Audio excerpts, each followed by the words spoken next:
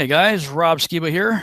So after I released part 4 of the expanded version of the lecture that I gave at the 2017 Flat Earth International Conference, I realized that there's actually quite a bit more that needs to be said than what I included in that. So you might consider this sort of a part 4A, but I'm going to release this video under the title Flat Earth, Aliens, UFOs, and the War Against God.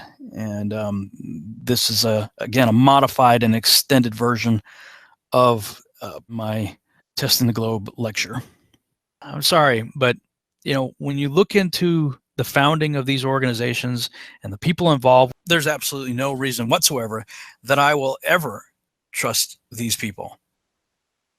And when I look at their allegiance against God, against his anointed, against the Messiah, and all the things that they do in favor of the man of sin, the man of lawlessness, the beast, the Antichrist, whose number is 666, and all of the things associated with the globe that they push, that just so happen to also, in one way or another, end up equating to some form of 666, I have to be honest with you, it sure does look like, if not the great delusion itself, a big portion of it, a huge portion of it. Evolution is not even remotely plausible without the cosmology that is being pushed in the Copernican model. The whole idea of suns eventually spitting out, or in the process of forming, creating planets that cool in orbit around suns, and the whole idea that all the stars that we see out there in the heavens are suns just like our sun, and likely with planets going around them just like we have planets going around our sun, supposedly. The possibility that some of those could have life on them, to me, all of this is a big setup. And one of the things that I find interesting about the idea that Flat Earth is coming out now is I believe we're getting really close to some sort of disclosure event. And you've got other people out there, of course, the Ancient Aliens crowd always pushing it. The Anunnaki and whatnot are ancient alien creators. Evolution has run its course. It's gone completely bankrupt. So even people like Professor Richard Dawkins saying, well, yeah, intelligence design, is likely the way it could come about, but it would come about in the following way, that some ancient civilization out there in the universe, who itself allegedly evolved from some sort of Darwinian evolution type of scenario, reached a high level of sophistication and came here and seeded our world with the mechanism that made evolution possible here. Of course, that just keeps pushing the problem further out. How did that other, if it requires intelligent design to kickstart evolution, then how did that other allegedly advanced civilization out there evolve? I mean, sooner or later, you got to get to a first cause, and that first cause is going to be God. But this narrative is being pushed on us that ancient aliens have been here before. They were likely our creators, or at least helped kickstart life, and they're coming back. UFO sightings are increasing exponentially every year. UFO and alien abduction scenarios are being reported exponentially more and more every year. There's never been a phenomenon like this. This is completely unprecedented.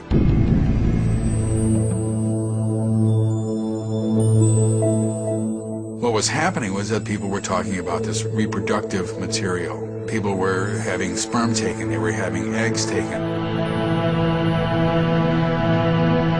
People report that they were having embryos injected into them and sometimes retrieved from them.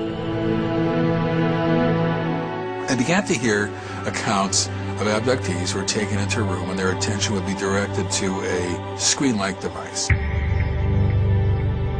And on the screen, there would be a scene of normal human activity. A picnic, kids playing ball, guys standing around a grill, people talking to each other. And they'll hear in their minds, can you tell the difference between you and us? And the person will look at the screen and say, no, everybody looks the same to me, And I'll say, see, isn't that wonderful? Isn't that great? Soon we will all be together. Soon it will be wonderful. Soon everybody will be happy. Now, you hear that once. It's not a pattern. You hear that once, you just discard it. Interesting, who knows? But when you begin to hear it over and over again, then suddenly it has different meaning. This is from other people who are not aware of this testimony. And then I began to understand that what they were telling these abductees, what these beings were telling these abductees, is that ultimately this is an integration program into the society, not with gray aliens most likely, but with these hybrids who look quite human.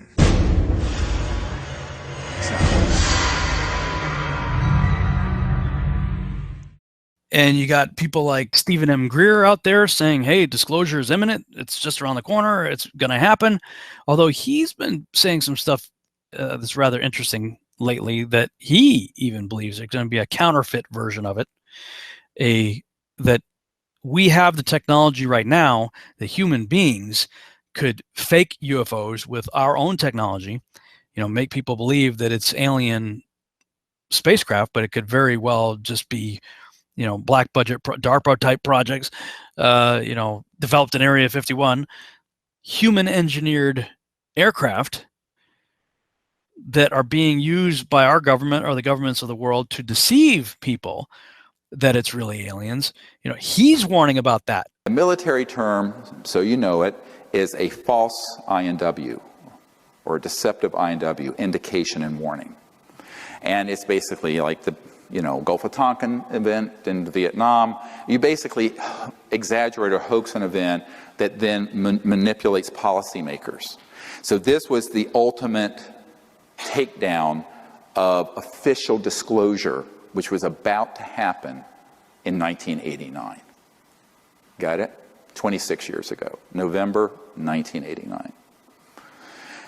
So here we are in 2015, and it took a lot to piece all this together, and I began to look into what the electronics were with this and what kind of technologies they might have.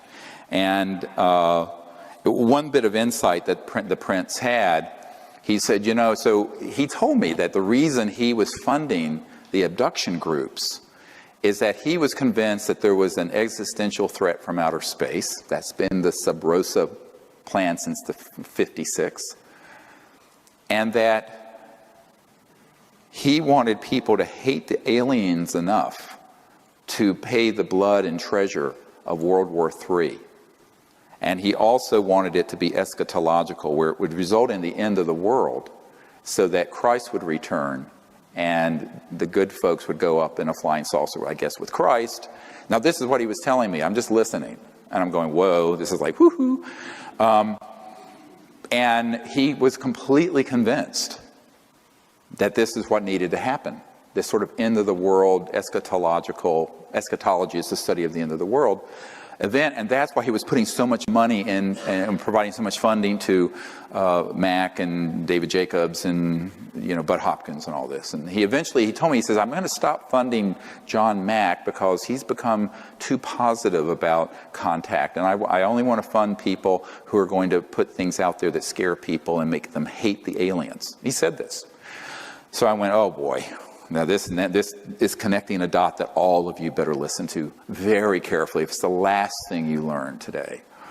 And that is that there is an overarching agenda that was hatched in the 50s. Remember that psychological warfare document and its value?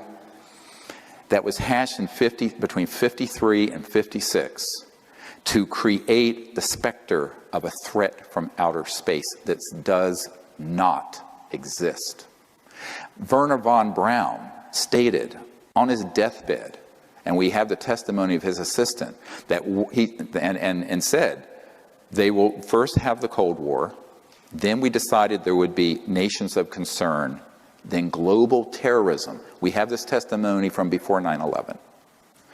Then that would be followed by threats from outer space. They'll start talking about asteroids and things of this sort, but the ultimate one they're going to play is the alien threat, and it's all a lie, and it's all a hoax. But in order for the lie to work, they have had to create a body of disinformation, false information, and frightening scenarios and actual events that would be convincing to our policymakers like Reagan, convincing to the average person, and to the UFO public that consumes videos, entertainment consoles, movies, etc. And that has been the 50 to 60 year plan. Don't forget that no less a figure than Douglas MacArthur in his last address to the Congress said World War III will be interplanetary. So they have been wanting to provoke an interplanetary conflict for as long as I've been alive, and I'm no spring chicken. And, all right, so this gets into a huge problem of how people consume information and can be manipulated through fear. Because if you look at the roots of human warfare, the early days, and even today, it's people abducting people, a tribe's women, raping them, abusing them sexually, etc., and so on. This is all stuff that they are simulating and saying that the ETs are doing through these abduction scenarios. It is 100% being done by military special operations that are this paramilitary force. And this is the deep end of the pond. Now, when I discovered this back in 1994, now this is 21 years on, I was told by someone in the intelligence community, don't talk about that, because that's what's really dangerous for you. And it's also what will discredit you, and it will also cause them to hate you the most, because you're defanging their whole war plan. The next big war is not terrorism, it's interstellar. And if you expose that it's a hoax, it takes all the steam out of their plan. And I'll stop it there. You can watch the rest of his lecture on this channel right here. And I actually recommend that you check out a lot of his stuff. He's got some really interesting stuff. I know a lot of people want to write him off, but he seems to have some credible sources for his, for what he's saying. And, more and more in the last few years, he's been talking about a counterfeit alien disclosure that be 100% orchestrated by human beings in order to push forth an agenda. Now, of course, he's not a flat earther. He believes in the spinning globular earth model and that there are ancient aliens out there. And he believes we need to reach out to them and, shake their hand and say, hey, let's be friends, and all that good stuff. But, to me, I don't believe, even before I got into the flat earth, I didn't believe in ancient aliens anyway, or aliens in other worlds. I believed in all along that we're dealing with fallen angel activity and demonic activity and things of that nature.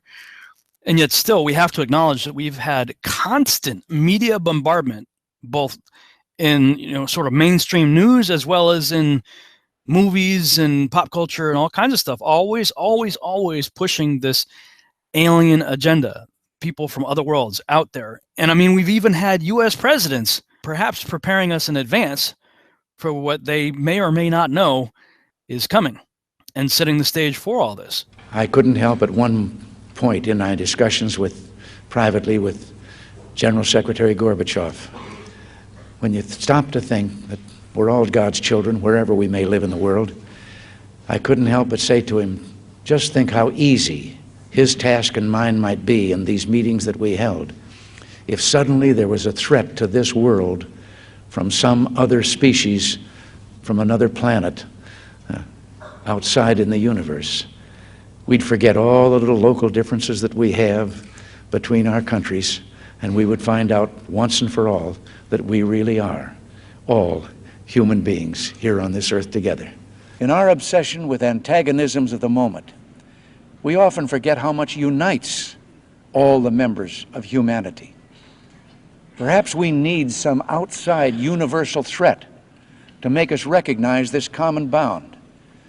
I occasionally think how quickly our differences worldwide would vanish if we were facing an alien threat from outside this world. And yet, I ask you, is not an alien force already among us? What could be more alien to the universal aspirations of our peoples than war and the threat of war? I think maybe I'd answer it this way. I keep, in my frustration sometimes, actually, if you count some of the things going on in smaller countries and all. There have been about 114 wars since World War II. But I've often wondered, what if all of us in the world discovered that we were threatened by a power from outer space, from another planet? Wouldn't we all of a sudden find that we didn't have any differences between us at all? We were all human beings, citizens of the world, and wouldn't we come together to fight that particular threat? We know now we live in an ever-expanding universe. We know that there are billions of stars and planets literally out there, and the universe is getting bigger. We know from our fancy telescopes that just in the last 2 years, more than 20 planets have been identified outside our solar system that seem to be far enough away from their suns and dense enough that they might be able to support some form of life. So it makes it increasingly less likely that we're alone. Oh, you're trying to give me a hint that there are aliens. No, I'm trying to tell you I don't know. Oh. But if we were visited someday, I wouldn't be surprised. I just hope that it's not like Independence Day. Yeah, right. That it's a conflict. Well, now we have friendly Maybe the only way to unite this incredibly divided world of ours.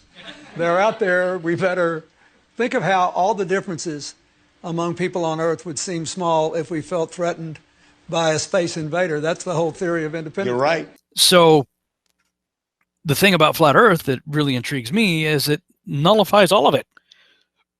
If we're in a terrarium, well, there's a creator. And so if there's a creator, then immediately evolution is demolished.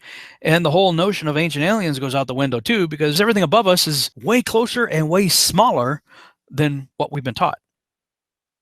So anyway, that's my take on the likelihood that the Copernican spinning heliocentric globular Earth model could very likely be a massively huge part, if not the central part, of the strong delusion written about in Scripture concerning the last days.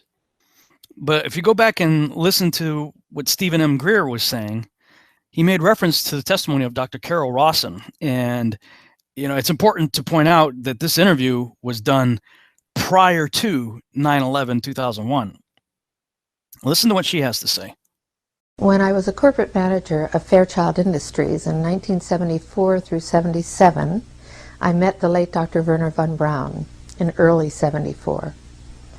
At that time, von Braun was dying of cancer, but he assured me that he would live a few more years in order to tell me about the game that was being played, that game being the effort to weaponize space, to control the Earth from space and space itself. Von Braun's purpose in life during the last years of his life, his dying years, was to educate the public and decision makers about why space-based weapons are a dumb, dangerous, destabilizing, too costly, unnecessary, unworkable, undesirable idea. The strategy that Werner von Braun taught me was that first the Russians are going to be considered to be the enemy. In fact, when I met him in 74, they were the enemy, the identified enemy. We were told that they had killer satellites. We were told that they were coming to get us and control us, the dirty commies, that whole story. First, the Russians were the enemy against whom we're going to build space-based weapons. Then terrorists would be identified, and that was soon to follow. We heard a lot about terrorism. Then we were going to identify third world country crazies. We now call them nations of concern. But he said that would be the third enemy against whom we would be needing to build space-based weapons. And the next enemy was asteroids. Now at this point, he kind of chuckled the first time he said it. Asteroids, against asteroids we're going to build space-based weapons. So it was funny then. And the funniest one of all was against what he called aliens, extraterrestrials. That would be the final card. And over and over and over during the 4 years that I knew him and was giving his speeches for him, he would bring up that last card. And remember, Carol, the last card is the alien card. We're going to have to build space-based weapons against aliens. And all of it, he said, is a lie. Well, at the time, I kind of laughed when he said asteroids, and when he said extraterrestrials, I knew I wasn't going to deal with that subject. And now we hear in the news just today, this week, that they've slid in another enemy. Only this time we're going to protect our satellites. In other words, we have to have some reason to spend these trillions, to waste these dollars on a space-based weapon system, and they're all lies. And I will testify before the Congress under oath about everything I have said and more. Thank you. So, I mean, we can take it or leave it. I don't know what to make of this. I certainly don't trust Wernher von Braun. This person seems to be a credible person. She's giving a testimony that, you know, I mean, we can only assume is true unless proven otherwise. But what if Wernher von Braun at the end of his life was making a confession of sorts and trying to warn her and telling her to tell everybody else, and, you know, perhaps warning others that, look, what's coming, whatever it is that they may have had information or, you know, been privy to, is fake. It's a fraud. It's not real as it pertains to, you know, visitations from outer space. I mean, maybe there's a good reason why he had, you know, whoever he left behind after he died, had them put Psalm 19:1 on his tombstone, of all things. And for Wernher von Braun, of all people, right? Psalm 19:1, describing the firmament. It's definitely one of those things that make you go, So I'll go back to some of my concluding remarks that was actually recorded at the conference and share my view on what could be the motivation for all this. Why would they lie? Just my thoughts on this. If it's true that we live on a circular, still flat Earth set on pillars under a dome within which the sun, moon, and stars were placed on day 4, and modern science is lying to us, from the guys that are telling us they're 96% stupid, keep that in mind. And NASA, the company, you know, that consistently proves itself to be fraudulent. Okay, so, you know, what's the motivation? Why would they lie if that's the case? Well, first, to get people to doubt Yahuwah's word by destroying the very foundation of our Bible, Genesis, specifically the creation account, number 1. 2, set up a new paradigm where God is out and science is in. Evolution removes Yahuwah from the equation. 3, when evolution finally runs its course and becomes utterly bankrupt, introduce the idea of intelligent design, but deny the true designer his due credit and place it rather on ancient aliens. Promote the ancient alien theme as much as possible in all forms of media by perpetuating the concept of Earth as a tiny blue marble orbiting an average sun in an average galaxy among trillions of other galaxies in an ever-expanding universe. With so much potential for life to exist in such a vast expanse, the idea of alien scientists being our creators seems a lot more plausible over time and heavy indoctrination. And 5, the stage is set for our alien creators to return and bestow upon us their miracles, signs, and wonders in order to convince us all the more that all religions are false. We then put our trust in them. Finally, when Christ does return, we are all convinced that he is the enemy and our united world gathers together to make war with him, according to Psalm 2, Revelation 16, and Revelation 19. Since I didn't have time to go over those particular scriptures at the conference, I'll do it here now. Let's have a look at those. The nations of the world intend to go to war with Yeshua. Psalm 2. Why do the heathen rage and the people imagine a vain thing? The kings of the earth set themselves and the rulers take counsel together against the Lord and against his anointed, saying, let us break their bands asunder and cast away their cords from us. Revelation 16 is the fulfillment of that. It talks about the 6th angel poured out his vial upon the great river Euphrates, and the water thereof was dried up, that the way of the kings of the east might be prepared. And I saw 3 unclean spirits like frogs come out of the mouth of the dragon, and out of the mouth of the beast, and out of the mouth of the false prophet. For they are the spirits of devils, working miracles, going forth unto the kings of the earth and the whole world, to gather them to the battle of that great day of God Almighty. Behold, I come as a thief. Blessed is he that watcheth and keepeth his garments, lest he walk naked and they see his shame. And he gathered them together into a place called in the Hebrew tongue Armageddon. And in Revelation 19:19, and I saw the beast and the kings of the earth and their armies gathered together to make war against him that sat on the horse and against his army. And the him in this case is Yeshua coming back on that white horse. So we know the end game. The end game is the whole world at some point is going to gather together to make war with God. And other places in the scripture, we see that the heavens are going to roll away like a scroll. And, I think if we're under this thing called the firmament, when that thing peels back like a great big football stadium and everybody sees what's up there and what's coming, ooh, well, that's when everybody's going to know the true nature of the cosmos for sure. But, when it comes to, let's say, a worldwide conspiracy, those who are ruling and reigning in this world, the superpowers, behind the scene, the puppet masters, they know with whom they are at war.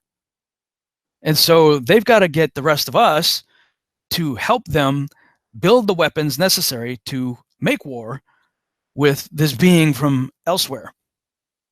And I think the big setup right now, as you look at what the presidents have said, if you look at what Stephen M. Greer has said, if you look at what Dr. Carol Rosin said, quoting Werner von Braun, the whole alien thing is a big fraud. It's either fallen angel activity, demonic, and or human agencies creating a great deception to get everybody convinced that we have to make weapons to get ready for space invaders, when the reality of it is evolution doesn't work, ancient aliens doesn't work, everything that's in the cosmos is within the firmament, therefore everything is much smaller and much closer.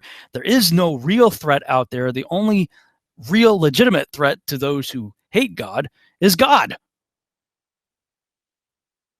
So that forms, at least in my mind, a very plausible motivation for why they would lie about all of this. Thanks so much for watching. I hope you enjoyed this video presentation. If you did, please subscribe to my YouTube channel, like the video, and share it on your favorite social media sites. There's a lot more to come, so stay tuned and we'll see you back next time.